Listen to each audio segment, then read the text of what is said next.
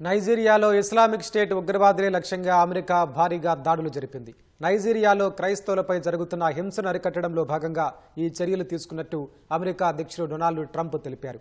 ఈ మేరకు truth social వేదికగా దాడికి సంబంధించిన వివరాలను పోస్టు చేశారు. నైజీరియాలో ఐసిస్ ఉగ్రవాదులపై అమెరికా శక్తివంతమైన దాడులు ప్రారంభించినట్టు ట్రంప్ వెల్లడించారు.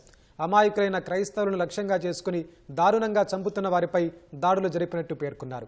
నైజీరియాలో క్రైస్తవులపై ఓచకోతలు ఆపకపోతే నరకం చూపిస్తానని గతంలోనే ఐసిస్ను హెచ్చరించినట్టు ట్రంప్ గుర్తు చేశారు. తన హెచ్చరికలను ఐసిస్ ఉగ్రవాదులు పట్టించుకోలేదని ఇప్పుడు అనుభవిస్తున్నారని ట్రంప్ తెలిపారు. అమెరికా దాడుల్లో పెద్ద ఎత్తున ఐసిస్ ఉగ్రవాదులు హతమయ్యారన్న ట్రంప్ రాడికల్ ఇస్లామిక్ ఉగ్రవాదాన్ని సహించబోనని హెచ్చరించారు.